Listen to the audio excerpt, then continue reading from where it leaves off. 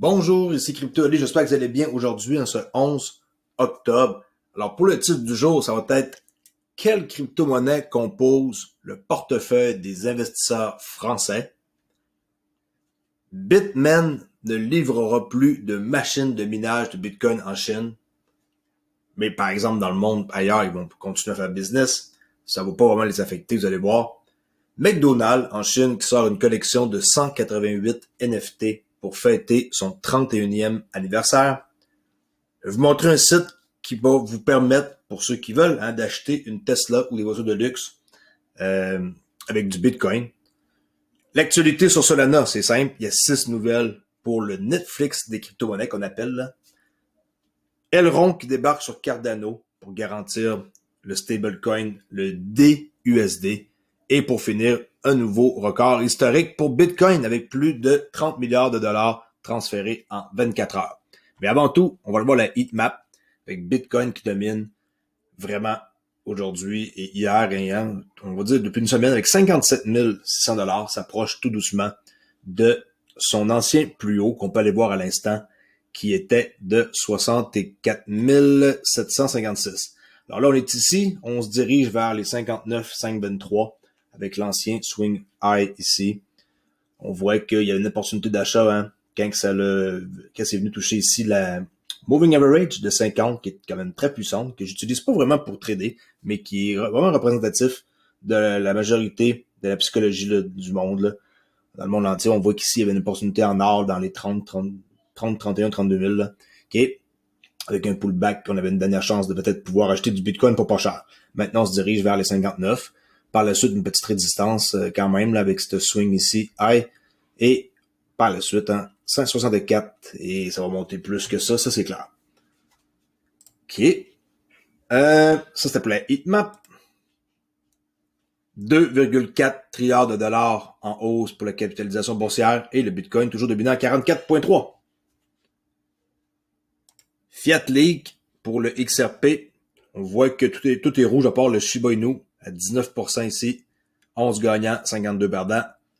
1 million de trades par minute pour le XRP. 1,15 entre 1,13 à 1,20 pour le range. Dans le fond, dans une journée, le prix il a atteint un certain niveau et dans une journée, ça a varié et ça l'a atteint. C'est ça un range, là, c'est qu'est-ce qu'on voit ici le plus haut, le plus bas dans une journée. OK? Alors, 1,19, 1,13. Juste pour vous dire que je suis associé avec Decent, s'il y en a qui n'ont pas encore de protection pour la crypto-monnaie, voici la clé que je vous suggère. 50$ d'économie avec empreinte biométrique ici avec votre pouce. Juste besoin de mettre votre pouce ici. Et vous pouvez mettre aussi le pouce de d'autres personnes de votre famille là, dans les settings pour que s'il arrive de quoi avec vous ou votre clé ou peu importe, pas votre clé avec vous surtout, pour plus tard, on sait jamais, que vous êtes capable de léguer votre argent à une personne chère et que vous êtes capable d'y accéder. OK? Alors vraiment cool et vraiment comme facile à apprendre. Pas de problème pour un débutant. Je le suggère fortement. On commence ici avec Cryptost, une nouvelle que j'ai trouvée qui est la suivante, que j'ai dit la nouvelle du jour.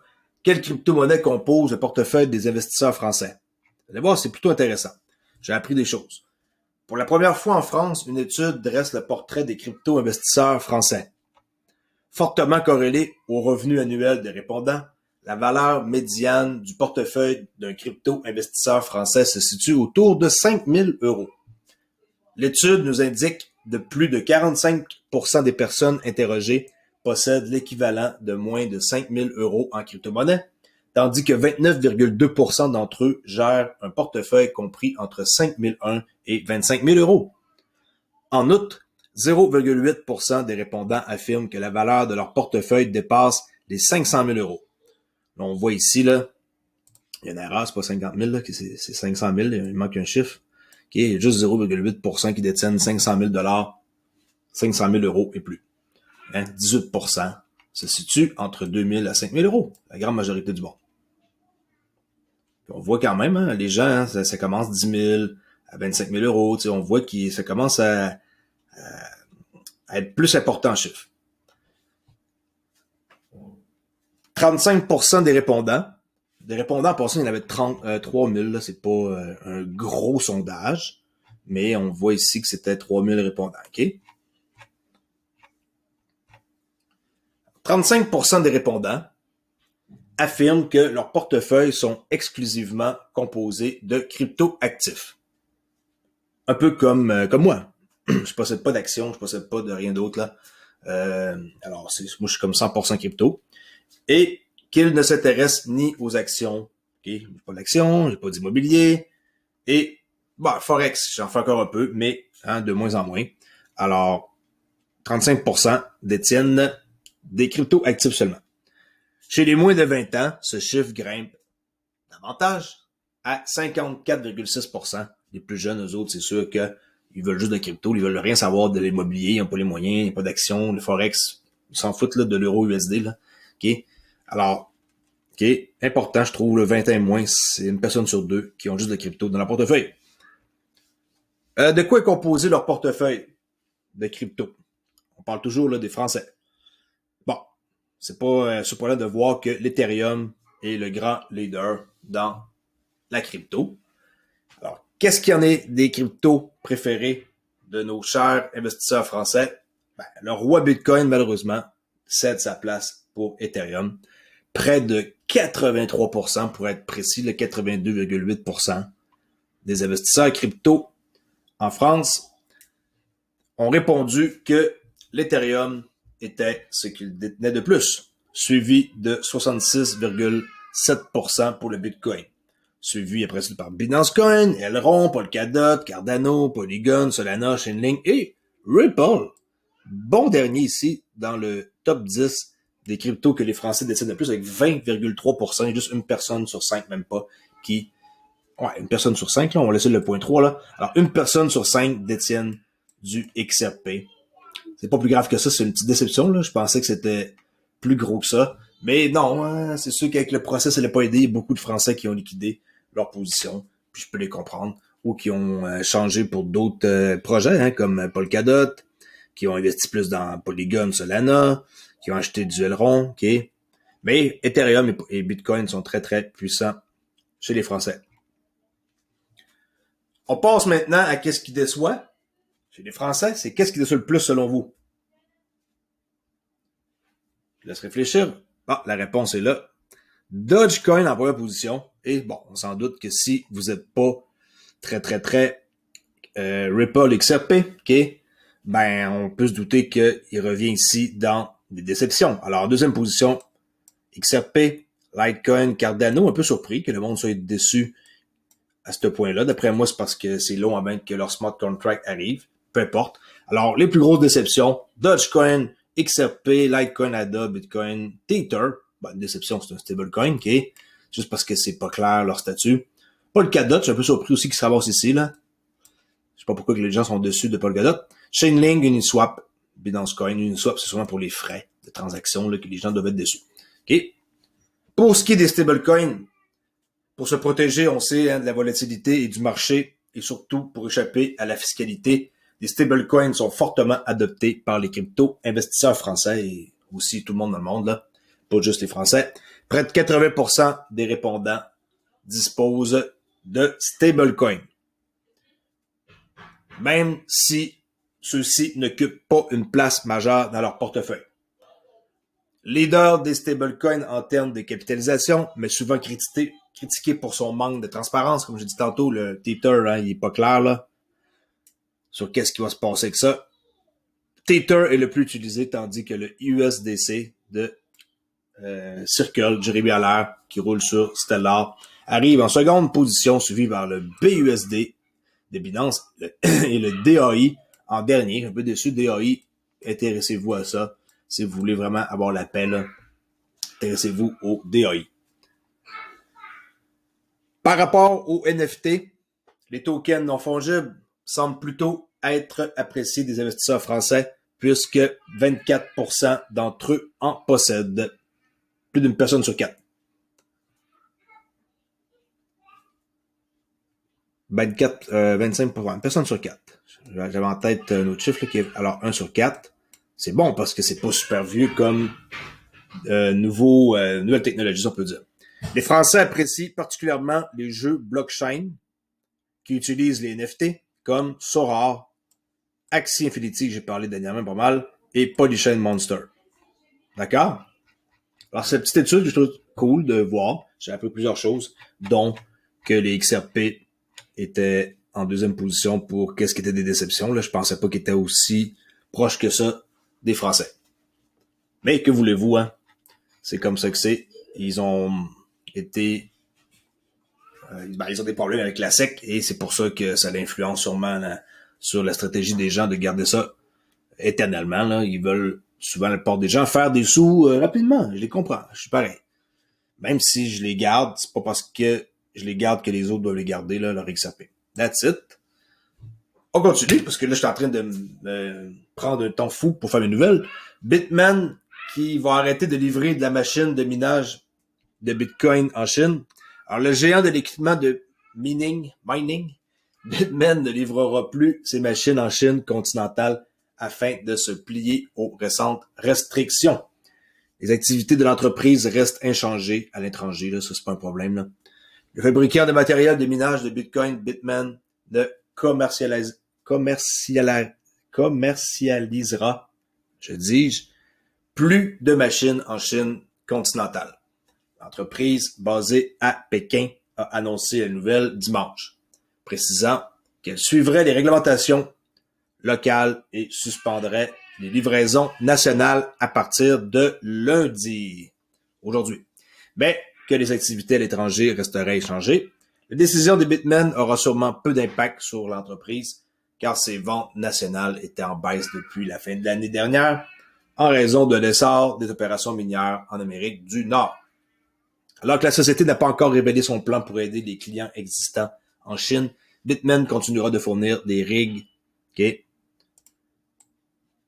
minages end mineurs dans le monde entier, y compris à Taïwan et à Hong Kong.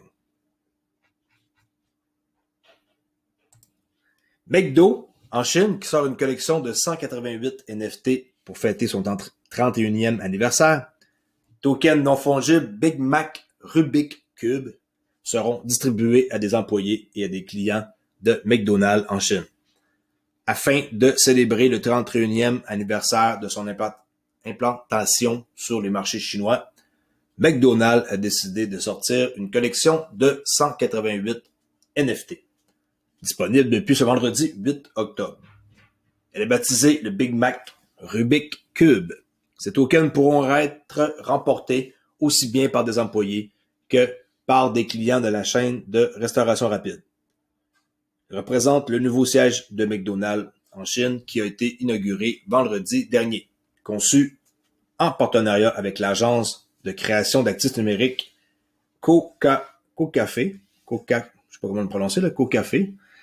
Ils sont adossés à la blockchain Confluix qui permet de garantir leur unicité, leur individualité et leur authenticité. Toutes des mots que j'ai de la misère à dire, là.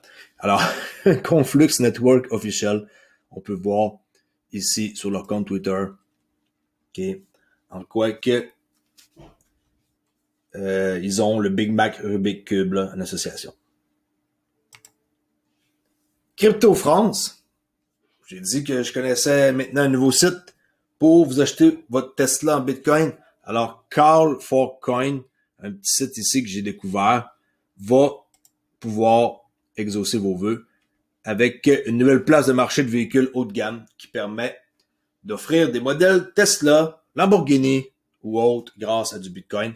Le site qui fonctionne aussi avec un système d'enchères offre aussi la possibilité de payer en dollars, bien entendu, qui est pas perdre une vente là, parce que le gars n'a pas de Bitcoin. Là.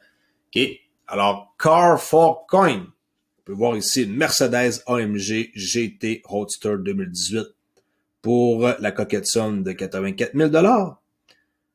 Une McLaren 570S, qui est vraiment belle, 70 500 ou 1.22 Bitcoin. Une Porsche 718 Cayman GTS, 13 500 $. Starting bid. N'oubliez pas, current bid, starting bid, il vient d'être listé. Lamborghini Gallardo. Starting bid 22 500. Une Porsche 911 GT3, ça c'est wow, wow, wow, j'adore. Ford Shelby, non, sans façon pour moi, même si j'adore la GT500. Tesla, pas pour moi. Jaguar F-Type, je dirais pas non. Lamborghini Gallardo, je veux rien de ça, moi je veux sauver mon dos. Bentley GT, ça, mon Dieu, ça doit être confortable, ça c'est clair. Ou une Audi R8, un incontestable, à partir de 69 000. Allez voir le site, c'est pas pire. Hein? Ils acceptent des bitcoins. Actualité, Solana. 6 nouvelles que je fais juste vous lire le titre, parce que Solana est considéré comme le Netflix des crypto-monnaies. Regardez bien ici. Solana, hein, le Netflix des crypto-monnaies, dit par Kyle Samani, le fondateur, le cofondateur et associé du directeur de Multicoin Capital, okay, qui appelle ça le Netflix des crypto-monnaies. Il en parle. Par 21 Chair, qui profite pour Solana. Okay, ici un autre tweet qu'on peut voir. Alors, 21 Chair, qui est la semaine dernière, l'entreprise d'investissement 21 Chair a annoncé avoir dépassé 2 milliards de dollars d'actifs sous gestion, à cause de Solana, entre autres.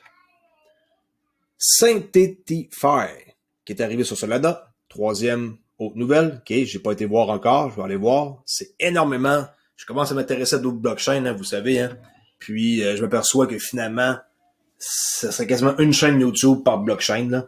Une chaîne spécialisée sur Avalanche, une chaîne sur Solana, une chaîne sur Elrond, une chaîne sur Ethereum, un coup parti, une chaîne sur l'XRP Ledger, une chaîne, ça finit pas, sur Polygon, il y en a plein, c'est pas ça qui manque, une chaîne sur Polkadot. Alors, c'est très très dur de comme connaître tous les projets puis de savoir tout qu'est-ce qui se construit là-dessus, là. C'est pratiquement impossible. Ici, en quatrième, la plateforme de prêt Nexo, qui prend en charge Solana, comme quatrième nouvelle sur 6. Ça, j'étais pas au courant. Alors, Nexo, qui prend en charge Solana. La banque MeanFi est arrivée sur Solana. Encore un autre truc à aller voir, ça finit pas, je vous l'ai dit. Quand vous mettez le nez dans la crypto, vous en sortez jamais d'après moi. Et une nouvelle mise à jour pour le wallet fantôme que je suggère fortement pour Solana, pour faire vos transactions. C'est un des populaires qui existe. Petite application installée, Google Chrome, merci, bonjour. Et vous n'oubliez pas avant de faire des transactions, d'exporter votre clé privée et tout, là. Moi, l'autre fois, j'ai oublié et ça, je vous le rappelle. Allez exporter votre clé privée avant tout, là, parce que ils vous le disent pas nécessairement, c'est à vous d'aller dans les paramètres pour l'exporter. Bon.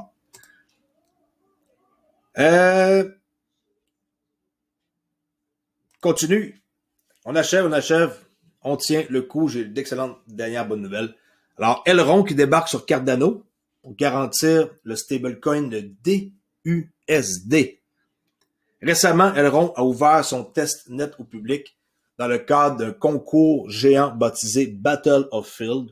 Aujourd'hui, Elrond annonce que le jeton eGold, aka le EGLD, deviendra l'un des premiers actifs cross-chain à garantir les stablecoins DUSD émis sur Cardano via Ardana, Stablecoin Hub. C'est ça qu'on va aller voir à l'instant, là. Okay? Au lieu de Cardano, Ardana, c'est un bon jeu de mots, là. Je trouve. Ardana Stablecoin Hub. Qu'est-ce que c'est ça, le Cardano Stablecoin Hub? Voilà. Là, je l'ai mis en français. Qui est monnayé, échangé, misé, gagné du Cardano. Premier écosystème stablecoin tout en un construit sur Cardano. Alors, Ardana, c'est un hub de stablecoin décentralisé qui apportera, dans le fond, les primitives DeFi, qui est les premières qui vont arriver, nécessaires pour amorcer et maintenir toute économie à Cardano. Ardana propose un stablecoin adossé à des actifs en chaîne et un DEX, qui est un échange décentralisé d'actifs stables. Okay? Décentralisé, emprunté, réserve de valeur propulsé par Cardano, qui est stablecoin, le Dana Swap pour swapper, partenaires qu'on les voit ici, Elrond, ça c'est la nouvelle que je viens de vous lire, Elrond avec leur stablecoin DUSD, qui va être sur Ardana, bien sûr. Hein? Alors, vous voyez, Cardano, s'il y en a qui pensent que c'est mort ou qu'ils vont pas vite, détrompez-vous. Il y a beaucoup de choses qui s'en viennent, dont une node qui va être construite sur Cardano, que je vais peut-être vous parler, que j'attends avec impatience qu'il sorte et que je vais investir. Alors, à suivre Cardano, les projets qui vont se construire là-dessus, tenez-vous au courant parce qu'il va y avoir des bonnes opportunités. That's it pour aujourd'hui. Avant de finir, je vous rappelle que le réseau Bitcoin a battu un record avec 30 milliards de dollars transférés en 24 heures. Le 6 octobre, la semaine passée, le total des échanges réalisés sur la blockchain de Bitcoin a atteint un record historique de 31 milliards de dollars. Il s'agit d'un montant 40 fois plus important que celui des transactions réalisées au début de l'année 2020. Et là, on voit notre Anthony Pompliano, que tout le monde déteste. En tout cas, moi, tweeter en quoi qu'il est bien content et tout. Hein, lui, tout va bien, même quand le Bitcoin baisse, tout va bien. Là. Alors, peu importe, chacun sa crypto. Moi, je suis pas un maxi comme ça. C'est pas parce que j'aime XRP et que j'ai une chaîne là-dessus que je suis fanatique vendu d'XRP. Là, j'ai d'autres monnaies, vous savez, j'ai dans les nœuds, dans le staking tout. Oui, j'adore XRP, mais pas pour aller écrire un tweet à chaque 5 minutes. Là. OK? Alors, je vous quitte là-dessus. Merci beaucoup. Un petit like avant de quitter. Et si vous n'avez pas vu ma vidéo d'hier sur peut-être un décret présidentiel pour adopter la crypto, allez voir si vous croyez ou pas que Joe Biden, va mettre un œil là-dessus pour faire avancer les choses, même s'il n'y a pas la décision qui lui revient là. Ça risque de brasser pas mal d'ici la fin de l'année. J'ai très hâte de voir qu'est-ce qui va se passer avec le prix du XRP qui nous intéresse le plus avant tout pour ceux qui en détiennent comme moi et qui veulent que le prix augmente pour faire des profits un jour. OK? Alors, merci beaucoup d'avoir écouté et n'oubliez pas que j'ai aussi un compte Twitter si ça vous intéresse à me suivre qui est le suivant. Je vais vous montrer ça à l'instant avant de quitter. Olivier_XRP. Venez faire un petit tour et vous ne serez pas déçus. Je réponds à toutes les questions. Merci. Au revoir.